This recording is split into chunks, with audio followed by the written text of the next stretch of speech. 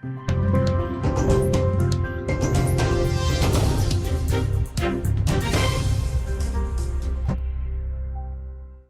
एक दिवसीय गया दौरे के क्रम में गया पहुंचे हैं चिराग पासवान। साथ ही उन्होंने कहा कि एक तरफ सरकार रोजगार देने की बात कह रही है, तो वहीं जो रोजगार के लिए अपनी मांगों को रखते हैं तो पटना में लाठीचार्ज किया जाता है।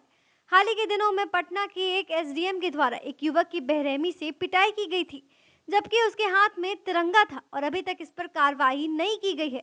उन्होंने कहा कि एक तरफ यूक्रेन में जब लोगों को बाहर निकाला जा रहा था तो तिरंगा ही सुरक्षा कवच बनकर लोगों को निकाला गया, लेकिन यहाँ तो तिरंगा पर ही लाठीचार्ज किया जा रहा है। इस एसडीएम पर तो देशद्रोह का मामला दर्ज होना चाहिए, वहीं 24 घंटे के अंदर इस पर कार्रवाई होनी चाहिए, लेकिन अभी तक इस पर कार्रवाई नहीं की गई। उन्होंने कहा कि 30 साल समय दिया गया है, 30 साल अपने बिहार में बर्बादी के कगार पर खड़ा कर दिया है और अब मुख्यमंत्री की नजर 2024 पर है। नीतीश कुमार को शर्म नहीं आती। बिहार के मुख्यमंत्री सही ढंग से बन रही पाए तो देश के प्रधानमंत्री क्या बनेंगे। उन्होंने कहा कि नीतीश कुमार कौन सा मॉडल दिखाएंगे। जब 2014 में नरेंद्र मोदी आए थे तो उन्होंने गुजरात मॉडल दिखाया था, लेकिन यह कौन सा मॉडल दिखाएंगे, क्या है आखिर नीतीश मॉडल। गया से पुरुषोत्तम कुमार की रिपोर्ट। अभी हमको अलग से मिला दूंगी, एक जगह अलग से उनको इकट्ठा कर लेंगे। अध्यक्ष जी जलपान ग्रहण करेंगे। अध्यक्ष जी भी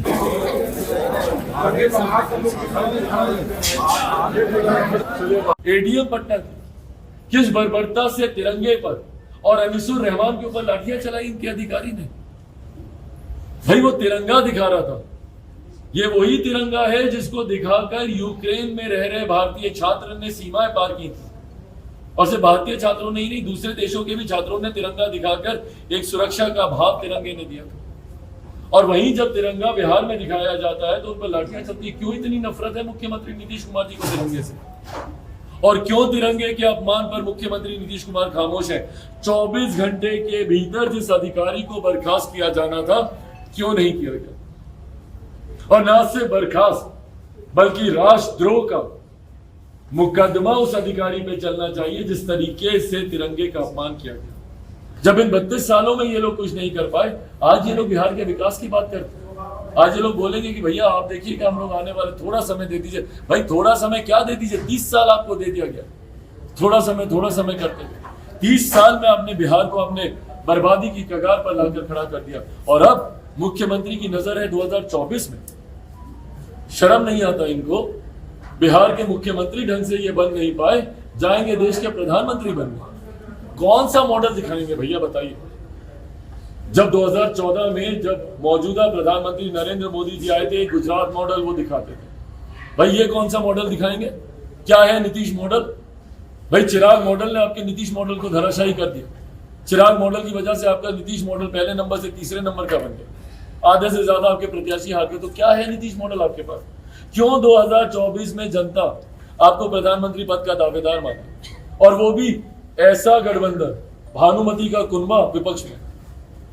जब एक मंच पे तमाम विपक्षी नेता एक दूसरे का हाथ पकड़कर खड़े होते हैं विपक्षी एकता दिखाने के लिए, तो एक मंच पर 1 दर्जन से ज्यादा आपको प्रधानमंत्री पद के दावेदार दिख जाते हैं। और कहीं ना कहीं लोक जनशक्ति पार्टी आगामी विधानसभा के चुनाव के लिए अपनी तैयारी मजबूती से कर रही है। और उस तैयारी में ये विश्वास के साथ मैं कहता हूं कि अगली सरकार बिहार फर्स्ट, बिहारी फर्स्ट की सरकार बनेगी। एक राजनीतिक मौसम वैज्ञानिक का सुपुत्र हूं। मैंने इससे पहले भी इस बात को कहा था कि मुख्यमंत्री बहुत जल्द एनडीए गठबंधन छोड़कर महागठबंधन में जाएंगे। ये बात सही हुई। मैं पुनः इस बात को कहता हूं कि बहुत जल्द बिहार में ये सरकार भी गिरेगी। गठबंधन कर रहे हैं आप लोग, किसके साथ गठबंधन में जाएंगे। मेरा गठबंधन सिर्फ बिहार की जनता के साथ है, और जिसका गठबंधन जनता के साथ हो गया उसको किसी और गठबंधन की जरूरत नहीं। और आज की तारीख में भैया बिहार में तो कम से कम गठबंधनों के कोई मायने नहीं बचे। ये जनता को झलावा देते हैं ये गठबंधन, क्योंकि आप लड़ते एक गठबंधन के साथ हैं और आप सरकार चलाते दूसरे गठबंधन के साथ है। तो भैया जब आपको मनमर्जी करनी है तो क्या फर्क पड़ता है आप किस गठबंधन के साथ आप जाते हैं नहीं जाते हैं। आप आज इनके साथ मिलकर चुनाव लड़ लीजिए अपना समीकरण पूरा करने के लिए। कल को तो भैया चुनाव के बाद आपको जिसके साथ मन करेगा उसी के साथ ना आप सरकार चलाएंगे। तो बिहार में गठबंधनों के कम से कम कोई मायने बचे नहीं। इसीलिए मैं भी ना आतुर हूं, ना मुझे कोई फर्क पड़ता है कि मैं अभी किस गठबंधन में हूं नहीं हूं।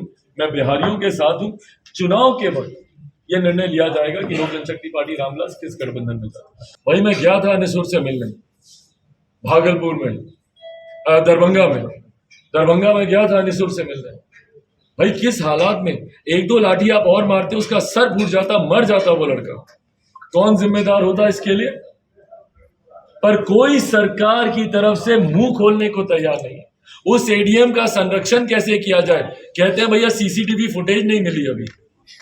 भाई प्रत्यक्ष को प्रमाण की जरूरत है। आप सबके कैमरे ने कैप्चर किया कैसे उसको बालों से घसीटा गया, जाके दे दनादन लाठियां एडीएम के द्वारा उसके ऊपर चलाई गई। और उसके ऊपर ये लोग बोलते हैं कि नहीं अभी हम लोग के पास जांच हो रही है, जांच कमेटी बैठा रहे हैं। संरक्षण देते हैं ये लोग अपराधियों को, और देती है ये सरकार अपराधियों को संरक्षण। जितनी हत्याएं हुई है, टारगेट किलिंग हमारे प्रदेश में होने लग गई है भैया। ये निर्णय लिया है बिहार के हित में लिया गया, ये निर्णय नहीं है। और जो पार्टी, जो राजनीतिक दल विश्वास मत जनता का खो चुकी है, वो सदन में विश्वास मत हासिल करें, उसके कोई मान्य बचते नहीं है। भाई नेताओं का विश्वास मत लेकर आप क्या कर लेंगे जब आप जनता का विश्वास मत खो चुके हैं। और यही कारण है कि जब से ये सरकार बनी है, एक के बाद एक गलत कारणों से आपके चैनल पे ये सुर्खियां बनती है। ये सरकार कभी शपथ के दिन ही इनके कानून मंत्री के ऊपर वारंट आ जाता है, कभी मंत्रियों के परिजन सरकारी बैठकों में बैठे हुए दिख जाते हैं, कभी मुख्यमंत्री जब बोलते हैं कि अरे 10 लाख या 20 लाख रोजगार ले जाओ, और जब लोग रोजगार लेने आते हैं तो उनके ऊपर लाठियां चलाई जाती हैं। कोई भूल सकता है अनिसुर रहमान की वो तस्वीरें? किस तरीके से, किस बर्बरता से अनिसुर रहमान के ऊपर लाठियां चलाई गई थी। एक युवा बिहार का जो अभ्यर्थी, जो भर्ती के लिए अपनी जायज मांग को लेकर शांतिपूर्वक तरीके से आंदोलन कर रहा था। भाई क्या गलत बात कर रहा था वो? अपने अधिकार की ही लड़ाई लड़ रहा था ना। आप लोगों ने वैकेंसीज निकाली क्योंकि शिक्षकों की जरूरत है बिहार में, और लाखों की संख्या में ये जरूरत है। तो भैया जब जरूरत है तो आप बहाली क्यों नहीं कर रहे? सीटेट बीटेट के जितने भी अभ्यर्थी हैं वो आज सड़क पर